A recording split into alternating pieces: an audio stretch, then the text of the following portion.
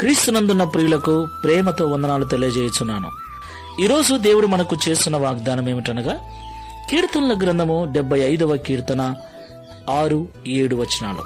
తూర్పు నుండి అయినను, పడమటి నుండి అయినను, అరణ్యము నుండి అయినను హెచ్చు కలగదు. దేవుడే తీర్పు తీర్చువాడు.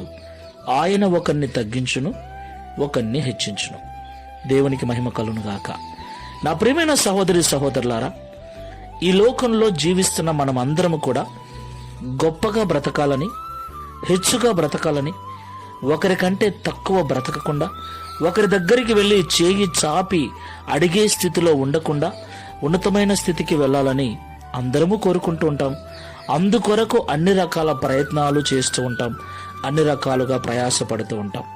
అయితే మనం ఎన్ని ప్రయత్నాలు చేసినా, ఎంత ప్రయాసపడినా మనము హెచ్చుగా జీవించాలి, గొప్పగా జీవించాలి, ఉన్నతమైన స్థితికి వెళ్ళాలి అంటే అది దేవుని వలననే సాధ్యం. ఆయనే ఒకరిని తగ్గించును, ఆయనే ఒకరిని హెచ్చించును. దేవునికి మహిమ కలుగునుగాక.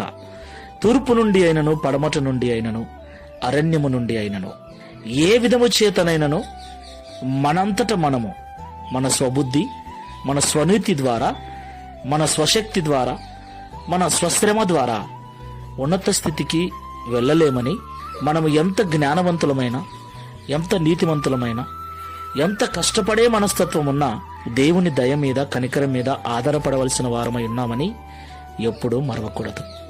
కాబట్టి ఈ మాటలు వింటున్న ప్రియ సహోదరి సహోదరులారా, దేవుడు మనల్ని హెచ్చించినట్లు తగ్గింపు జీవితము కలిగి దేవుని దయ కనికరం మీద ఆధారపడి జీవిద్దాం.